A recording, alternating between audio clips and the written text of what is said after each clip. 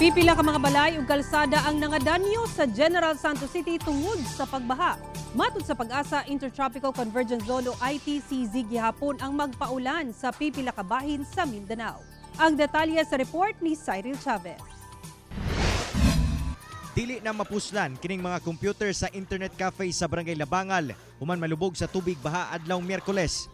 Wala pa daw gani kabawi tungod sa pandemya. May danyos na og kapin 200,000 pesos ang tag-iya. Basa agi siya tanan. Totally damage lagi na din na siya makain. Basa magi siya. Karon, unsa na mo karon? Hina yan laog limpyo. Ang sulod. Kita na mo taglain man wala sa maya. Kayuhan.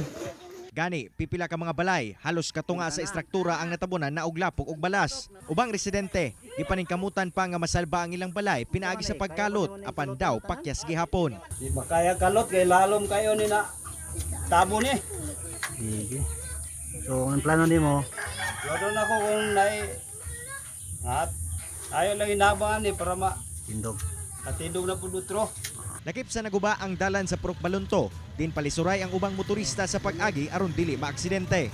Sa ulahing report sa CDRRMO General Santos, napulo ka barangay ang apektado, diin ang Barangay Labangal, sa 60 ka banay ang nagtinir sa evacuation area. Padayon paghihapon sa Rapid Damage and Needs Assessment ang otoridad. Sigon sa Pag-asa, magpabiling nakaapekto sa Tibok Mindanao ang Intertropical Convergence Zone o ITCZ. Busa, lauman gihapon ang mga pag-ulan sa ubang dapit nga posibleng makamugna og pagbaha o landslide. Tibok dapit sa Mindanao adunay mga pagtag-om o inubanan nga adunay pagkatagkatag nga ulan, pagpanugdok, pagpangilat. Labi na mas sinati kini hapon or sayo sa gabi epekto sa ginatawag nga Intertropical Convergence Zone. Ako, si Cyril Chavez para sa One Mindanao.